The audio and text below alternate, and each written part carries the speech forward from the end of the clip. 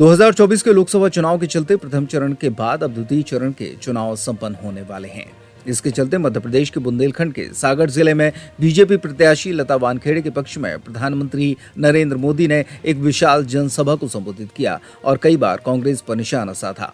इसमें उन्होंने कहा कि कांग्रेस ओबीसी की सबसे बड़ी दुश्मन है।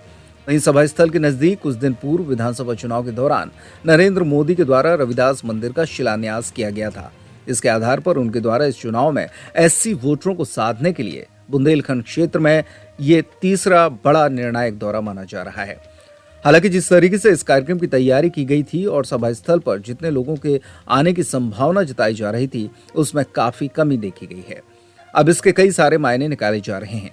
प्रधानमंत्री का लगातार में तीसरा और सागर में दूसरा हालिया दौरा था। पीएम मोदी मध्य प्रदेश के बरतुमा में चुनावी सभा को संबोधित करते हुए बोले कि कांग्रेस ओबीसी वर्ग की सबसे बड़ी दुश्मन है। कांग्रेस ने ओबीसी से उसका हक छीन लिया। कांग्रेस ने सामाजिक न्याय की हत्या की है, संविधान की भावनाओं को ठोकर पहुंचाई और बाबा साहब का घोर अपमान किया है। मध्य प्रदेश के सागर में पीएम मोदी ने भाषणों में 5 बड़ी बातें कही। उन्होंने कहा कि कांग्रेस ने कर्नाटक में धर्म के आधार पर आरक्षण दे दिया है। इसके लिए गैर कानूनी तरीके से एक चालाकी की है। मुसलमान के सभी जातियों को ओबीसी कोटे में डाल दिया। कांग्रेस ने उन सबको ओबीसी में डालकर ओबीसी को जो हक मिलता था उसका बहुत बड़ा हिस्सा छीन लिया।